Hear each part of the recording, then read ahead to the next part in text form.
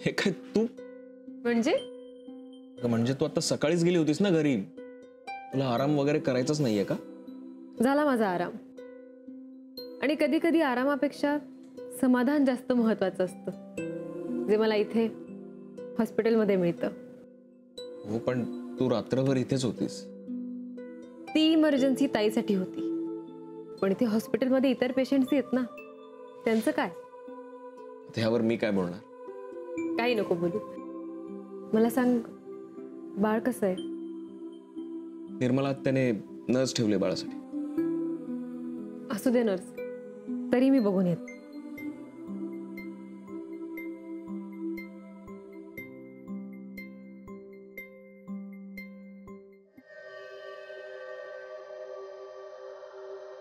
मला बोलावलं आत्या? हो, बस.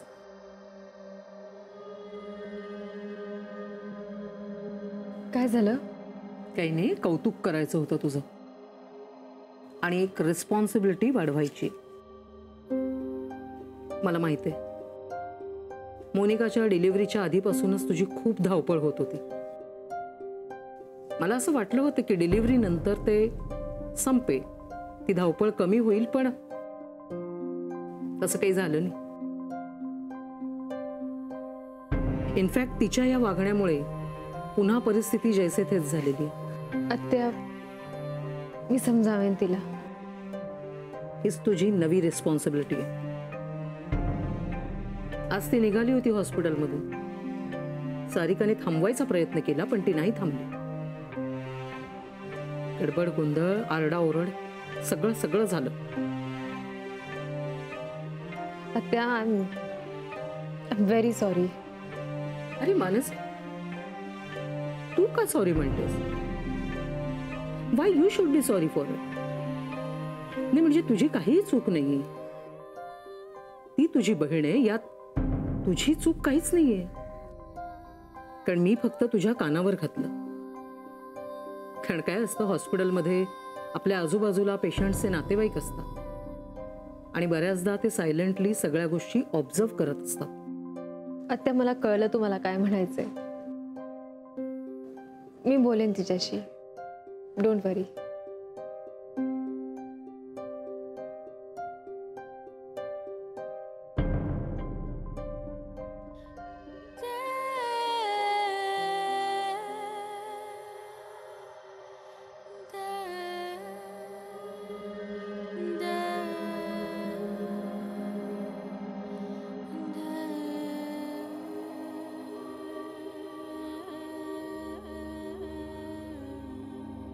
Get well soon.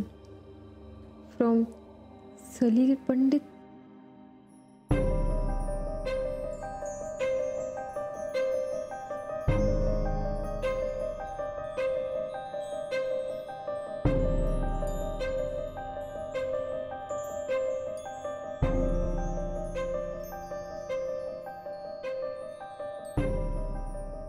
हे काय? सलील इथे येऊन गेला? हो. कशाला? खरं तर तो तुलाच भेटायला आला होता, पण मोनिकालाही भेटला. आणि ताई काय म्हणाली त्याला? मानसी, जाऊ दे ना. तो आला, त्याने गप्पा मारला आणि गेला. तो it's okay. I am sure इतकंच घडलं नसणार. ताई नक्की त्याला असं काहीतरी बोलली असणार, त्याने त्याची होप्स वाढली असणार. का वागतेस ताई तू असं? मानसी, ती झोपली, झोपू दे तिला. आराम करू दे. मला वाटतं ती आराम करतीये. आता सुद्धा तिच्या डोक्यात असं काहीतरी चालू असणार जे आपल्या मनात सुद्धा नसेल. जाऊ दे ना, तिला जाग आल्यावर बोलू आपण तिच्याशी. ओके? कोर्ट केसचं काय झालं?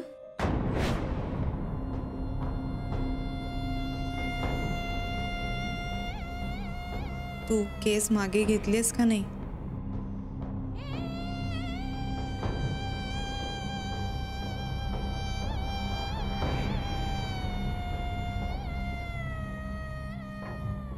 काय म्हणालीस? ज्या केसमुळे माझी माझी ही अवस्था झाली विक्रांत, ती केस तू मागे घेतलीस का नाही?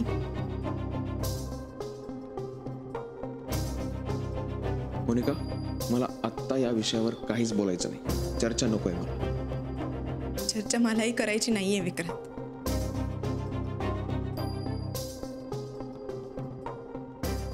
म्हणूनच मी हा ऑब्जेक्टिव्ह प्रश्न विचारलाय तुला.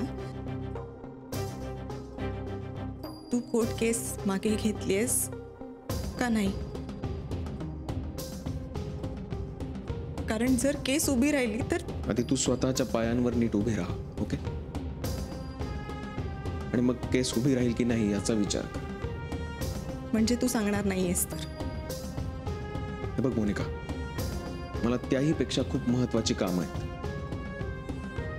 मला त्या निरागस बाळाची काळजी घ्यायची, ज्याची काळजी घ्यायला तू नकार दिलायस. म्हणजे तुला माझी काळजीच नाहीये? ती ओघाने आलीच. ओघाने आली म्हणून माझी काळजी. ओके. उगीच शब्दाला शब्द लावून भांडणं वाढवू नकोस. ओके? तुला आरामाची आवश्यकता आहे, आराम कर. आराम तर मलाही करायची खूप इच्छा आहे विक्रांत, पण डोक्यातल्या काही गोष्टी मला शांत बसू देत नाहीये. ताई, का वागतेस तू असं? अगं, सगळ्यांना त्रास होतोय त्याचा. रिली ती रिॲक्शन आहे मानसी मला झालेल्या त्रासाची. तो त्रास तू स्वतः ओढवून घेतलायस आणि आता ह्यावर काहीही बोलू नकोस. आणि प्लीज ही हॉस्पिटलमधून बाहेर निघण्याची नाटकं बंद कर आणि आता शांतपणे झोप, आराम कर.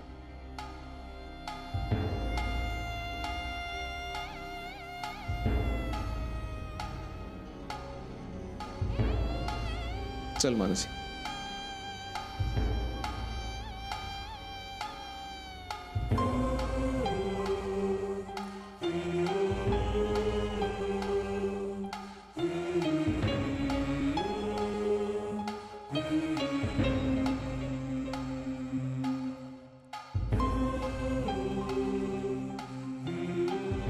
मानसी, काय झालं? चल ना.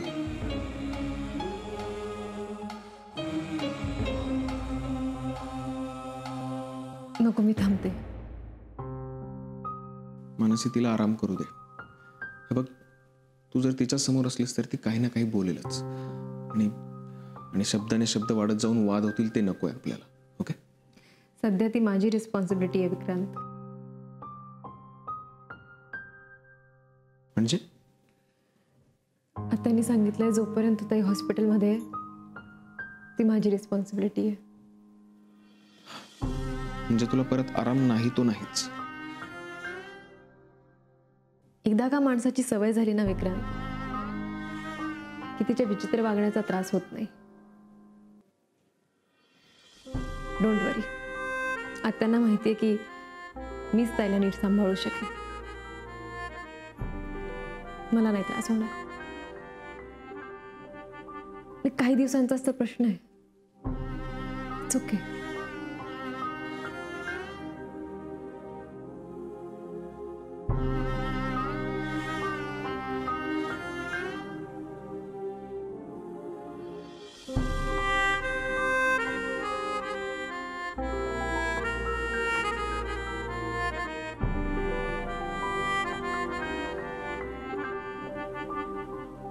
हा, बोला मधु काका. काय? चांदीच्या दुर्वांची माळ? अगो बाई, मी हो हो विचारते. नाही, तुम्ही नका काळजी करू, मी विचारते आणि सांगते. हा,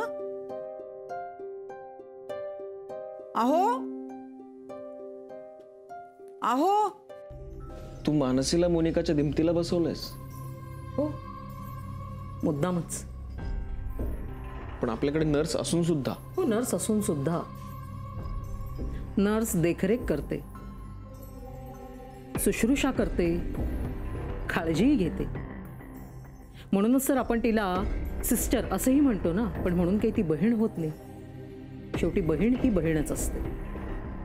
विक्रांत, मोनिका कशी आहे यापेक्षा मोनिका कशी वागू शकते हे फक्त मानसीला जास्त माहीत आहे. म्हणजे तिचा राग, तिचा हट्ट, तिचा हळवेपणा, तिचा वेडेपणा हे मानसी इतकं इथल्या दुसऱ्या कुणालाही माहीत नाहीये. आणि मला कुणाला ते कळूही द्यायचं नाही. हो, पण या सगळ्याचा मानसीला किती त्रास होईल? विक्रांत, अरे काही दिवसांचा तर प्रश्न आहे ना. आणि मला ह्या इथल्या स्टाफला आपल्याविषयी काही मतं बनवायला द्यायची नाहीयेत. नियम नियम असतात आणि पेशंटही याला अपवाद नसतात. पण दुर्दैवाने मोनिकाच्या ह्या असल्या वागण्यामुळे मला तिला बाहेरही काढता येणार नाहीये. आणि म्हणून मला मानसी तिच्यासोबत हवी. आणि हे दुसरी गोष्ट, मानसीला तिची सगळी औषधं माहीत आहेत. देशपांडेंच्या घरी गेल्यानंतर तीच तिच्याबरोबर असणार आहे ना.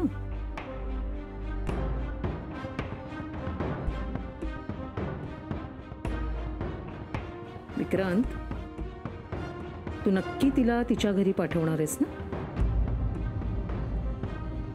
माहित नाही. माहित नाही म्हणजे?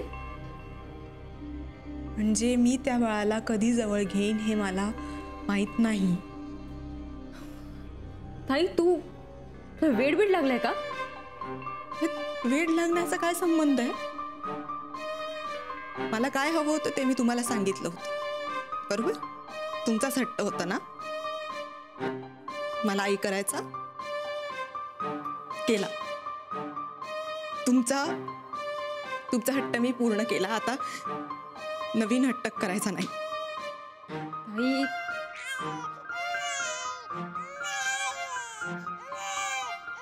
मला मुलाच्या रडण्याचा आवाजाने इरिटेट होतं. प्लीज. बाळ रडताना कोणाला आवडतं? म्हणून तर त्याला जवळ घ्यायचं असतं, शांत करायला. तुला जमतं त्याला शांत करायला? हो. ओ ग पिल्लू, नाही ग रडायचं असं. नाही ग.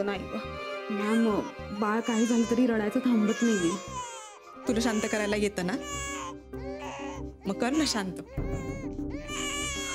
मॅम, पण निर्मला मॅमनी सांगितलं की बाळाला आईकडेच द्यायचं. तुम्ही का हट्ट करताय सगळे? मला कळत नाहीये.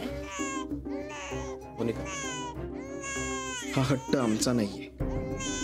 हा हट्ट त्या निरागस मुलीचा आहे. पण तुझं काय बिघडणार आहे मोनिका, तिला जर जवळ घेतलंस तर? आधीच मला नाही बरं वाटत आहे विक्रांत. तू मला तिला सांभाळायला सांगतोय. आता मी जेव्हा बाहेर गेले होते तेव्हा अडवलत ना मला. मग आता बाळाला सांभाळण्यासाठी मी उठले तर ते चालतं तुम्हाला? हे कुठल्या गोष्टीवर हुज्जत घालतीस तू? तुम्हाला का कळत नाहीये? इच्छा आणि गरज यात इच्छा मोठी असू शकते ना. Monika, please try to understand. Please, I am telling you all, please understand me. मला त्रास होतो बाळाच्या रडण्याचा. मला त्रास होतो. झाले का दे? काय झालं? ओ नाही जायचं. काय झालं त्याला?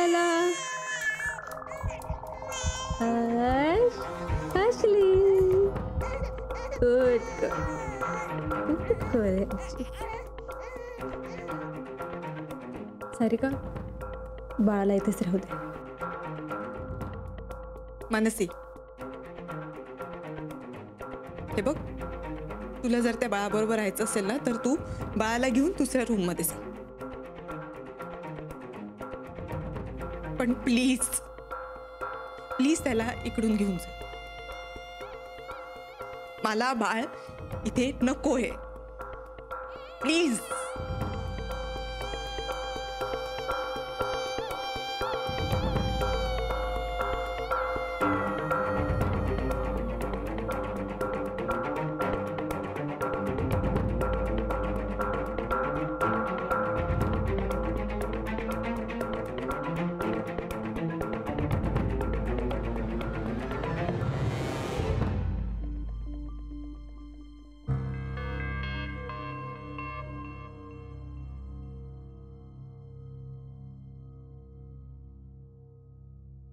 अहो बोला काय पाहिजे. अरे तू आहे, तुझं तर काय सगळंच आहे. बोला काय काम आहे. नाही, काम म्हणजे तुम्हाला एक चांदीचा हार द्यायचा होता. मला हा, तुम्हाला म्हणजे मधू काकांना. तू का हार. हो म्हणजे काय झालंय, मधू काकांनी ना देवीला नवस बोललंय की मोनिका आणि बाळ सुखरूप असतील ते देवीला चांदीचा हार चढवेल. बर मग मी काय करू. म्हणजे मी विचारायला आले हो, तुमची परवानगी घ्यायला आली की मी असं करू का. याला परवानगी घेणं नाही म्हणत, याला सांगणं म्हणतात. मला माहिती हो की तुम्हाला हे सगळं पटत नाहीये, हा सगळा वेडेपणा वाटतोय, पण द्या ना परवानगी. नाही तो हार आहे ना तो तुमच्या लॉकरमध्ये द्या ना परवानगी. कमाल आहे. हो का नाही विचार आलेला म्हणतेस आणि द्या ना द्या ना द्या ना म्हणून आग्रही धरते. कमाल आहे तुझ्या हलका, कमाल. अहो तुमच्या लक्षात कसं येत नाही, आपल्या घराकडून देवीच्या अंगावर चांदीचा हार चढणार म्हणजे केवढा मोठा मान. द्या ना परवानगी. ठीक आहे, कळवते मधू काकांना.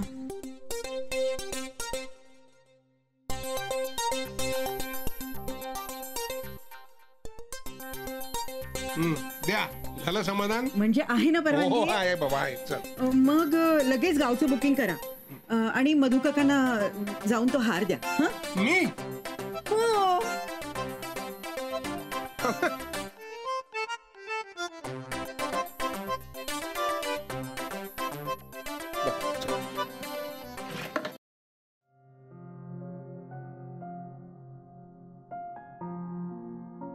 हाय. हाय. बुके छान आहे. हो थँक्यू सो मच. मला वाटलं आता परत राग बी घेतोय की काय तुला. कशाला. हॉस्पिटलमध्येही न सांगता आलो म्हणून. नाही आला राग. आला असता तर या फोनची सुरुवात वेगळ्या सुरांनी झाली असती. Thank God. पण खरं तर मी तुलाच भेटायला आलो होतो. बुकेने हेल्प केली माझी. पण बरं झालं मी मोनिकाला सुद्धा भेटलो.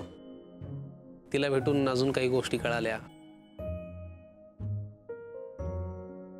आज तुझ्याकडून तुझा स्वतःहून फोन आला. बरं वाटलं मला. आणि हो तिच्याशी बोलून मला अजून एक गोष्ट कळाली. तिला लवकर बरं वाटणार आहे. ती लवकरच घरी परत येईल. तसं झालं तर चांगलंच होईल. मानसी तुला जर काही सांगावं असं वाटलं, बोलावं असं वाटलं किंवा अगदी गप्पा जरी माराव्याशा वाटलं तर प्लीज, मी अगदी एका कॉलच्या अंतरावर आहे. मला कधीही फोन कर. शुअर. मी वाट पाहतो. ठेवू. हो चालेल. Bye and take care. Bye. Bye.